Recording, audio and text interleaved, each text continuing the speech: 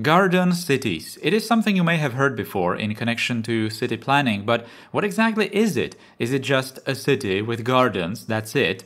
Well, no. It's a much more complicated and very influential urban planning principle that shaped cities all around the world, mostly in the first half of the 20th century. So let's see what were garden cities supposed to be, what problems they answered, and then we will explore what was their reality and evolution in Central Europe, because their legacy is actually quite important. The concept of a garden city originated in the United Kingdom, which is most certainly not a coincidence, since a garden city principle was a direct answer to how cities used to look as a result of the Industrial Revolution. We have talked about that before in regards to modernism later, but garden city was much earlier and it wanted to approach the situation differently compared to modernism.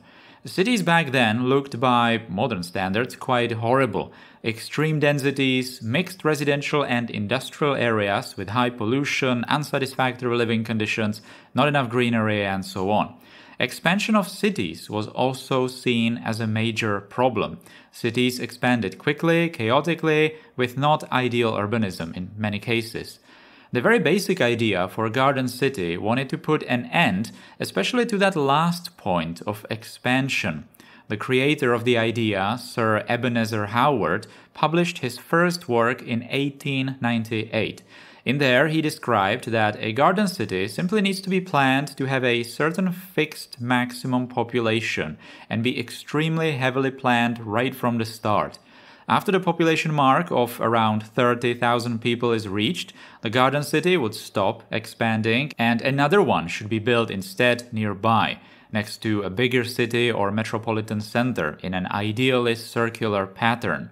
But probably the most essential key point in this planning was that each one of those relatively small garden cities would be self-sufficient in terms of amenities, jobs, leisure, gardens, of course, and some other things to minimize commute and to absolutely prevent the garden city from becoming a garden dormitory. While the green garden part is very important, the point of self-sufficiency and restricted growth to match available amenities is much more critical. Just because a random suburb is green does not make it a garden city. Of course, the garden part is very important as it answers one of the most pressing problems of cities back then, the lack of gardens and uncomfortably high population densities. So a garden city would have drastically lower population densities and include lots of greenery, making the area look like the countryside but trying to be a city. Then there was the entire social aspect. The original idea envisioned basically workers' housing to primarily fix conditions of workers in cities. The principle was clearly utopian. The very first attempts at building a garden city would be met with harsh reality. Letchworth Garden City, located some 50 kilometers north from the city of London, is the world's first garden city, started to be planned in 1904. While planned right from the start, it would not have a geometrically uniform layout, although it would strictly apply the division of residential, industrial, and leisure functions, something that would be absolutely key in modernist city planning decades later. The city would have a sort of denser center with more commerce, a railway running straight through, and a sort of green belt around it. One problem the city faced was financing, as Sir Howard was unable to set up a workers' co-op system, but had to establish a company that would make profit off rent to satisfy its wealthy investors. So the goal of building cheap housing was not met. But interestingly, today the city has around 33,000 population, surprisingly very close to Sir Howard's original theories. There are other garden cities around London, but let's now move to Central Europe.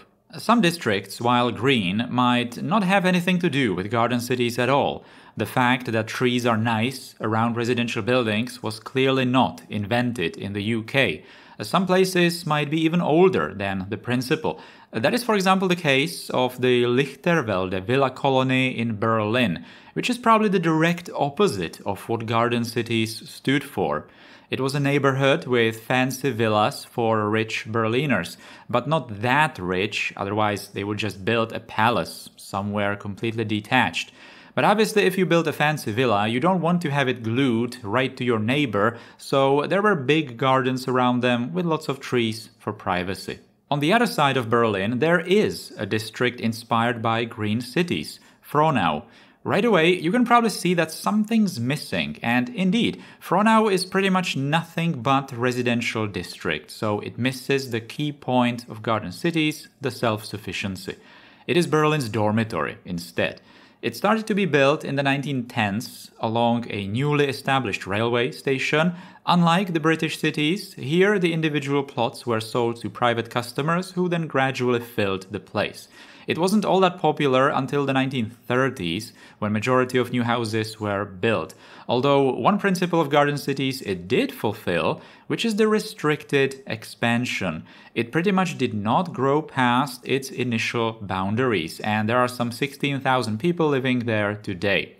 Notice that very typical garden city-inspired geometry in the more central areas, forming an almost monumental square with symmetrical avenues, although the rest then continues more organically, just like in the UK, but architecture is then typically German. Warsaw, Poland has similar, quotation marks, garden cities in or around it. The Milanówek city is very similar to the Villa district in Berlin. This place also used to be a villa retreat for the rich residents of Warsaw, established even before the garden city was a thing. Unlike in Berlin, we are some 20 kilometers away from Warsaw. Interestingly, the place, just like every single previous one, is right on an important railway. But what is unique here is that the city is very low density, as you can see, with huge distances between houses, even by garden city standards. Nearby city of Podkova Lesna, which literally translates to forest horseshoe, is a little younger, now more clearly inspired by garden city's geometry, as there is the horseshoe shape, and again, it's centered around a railway station, because it's all logical. We are in very early 20th century. Cars are not really relevant. Yet another city nearby, Brvinov, is also said to be inspired by garden cities. Train station, of course, plenty of greenery, although Brvinov town was already standing before its garden city-inspired expansion. So it has a tiny, historical, if you can call it, center, which is where commerce is located. If you think about it, and if you look at the population numbers, these were all rather insignificant in the grand scheme of things. But now, the absolute largest garden city-inspired neighborhoods of the region can be found in Hungary, in Budapest, practically all around it. The more notable is the Wekerle estate, which was also probably the most directly inspired by UK's garden cities. Budapest in the 19th century had exactly the same problems as London. Way too many people, way too fast expansion of industry, because it was simply way too important of a city as the capital of its empire.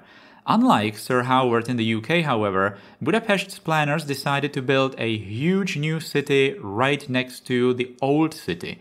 It is geometrically very uniform, centered around the main square with commerce and amenities, and some really interesting, once again different from the others, architecture, reflecting more the Hungarian countryside this time, so there is that garden city principle of creating a countryside image while building a city.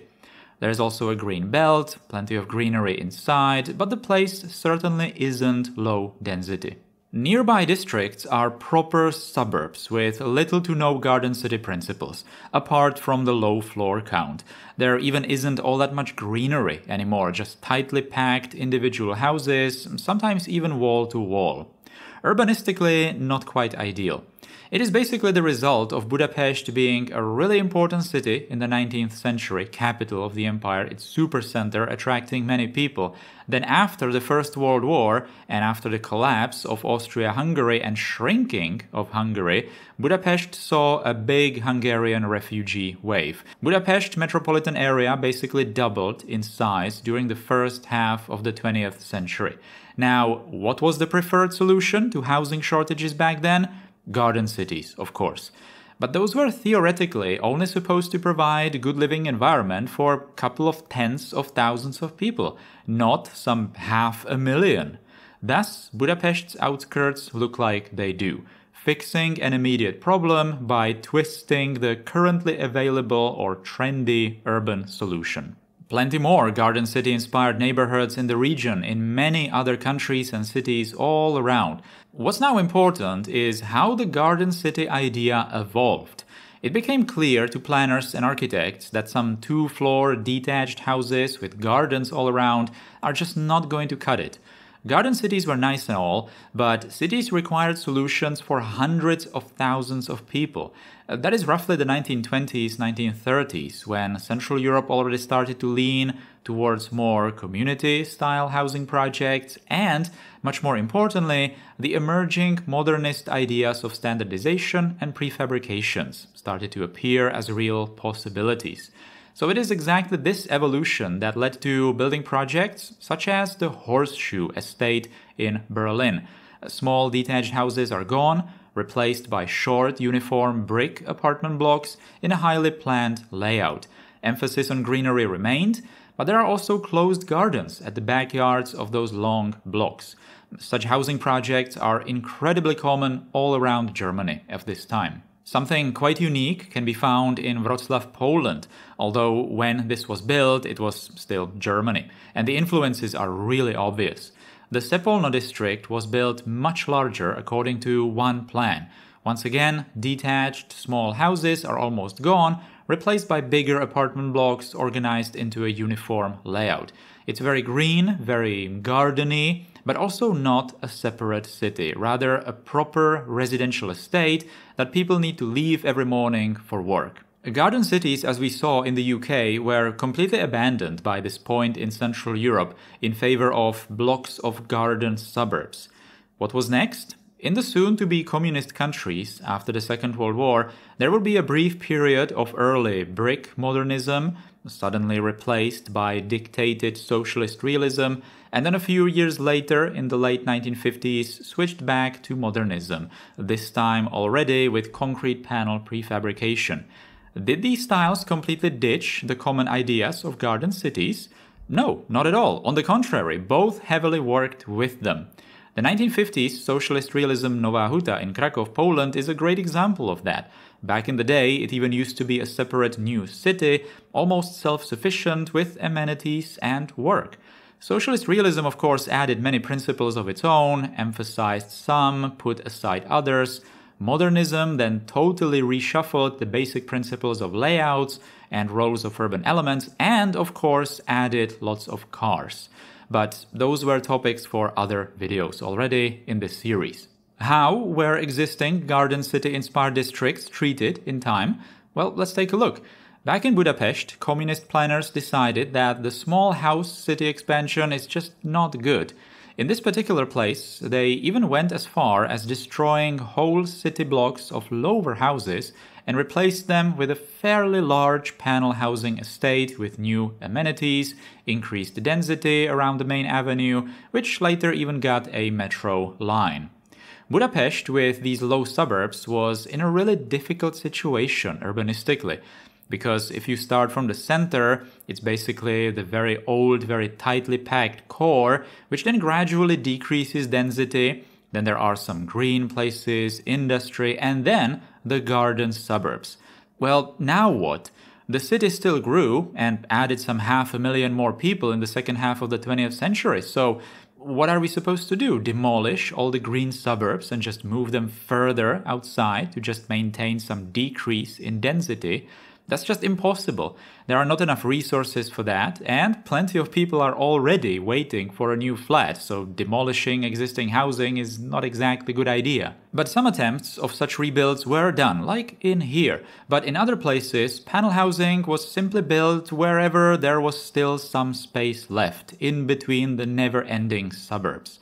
Setting up public transport, of course, then becomes a challenge. That is exactly what Sir Howard wanted to prevent with the Garden City idea. After some population, he just wanted to move elsewhere and start building a totally new city. Socialist realism and even modernism wanted something similar, but especially plenty of modernist projects quite badly failed in that regard, becoming dormitories. But is it even possible to set up a totally brand new residential and economic center for tens of thousands of people? Well, it's certainly not going to happen on its own. Lots of effort needs to be made to make it happen. In Prague, there is this district called the Garden City, simply. Also built right next to a railway, although this train station was actually built in 2021. I'm not sure if plans were to build it together with the houses. The project was pretty much a contemporary style company development in the mid to late 1930s.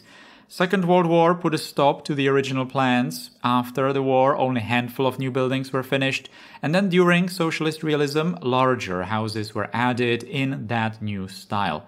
Next, in the 1960s, the entire Garden City was swallowed by a huge construction site moonscape of panel housing and the newly planned Garden City estate, completely discontinuing any previous plans. So, what are the key takeaways from all of this? Garden City inspirations practically kick-started what we would today call suburbanization in Central Europe. So the trends of recent decades, that the dream is living in an own house away from the busy city center, were not really all that different from the 1920s or 1930s, and it is exactly this time period from which a huge amount of such housing exists. And I should add quite quality housing too, for the time.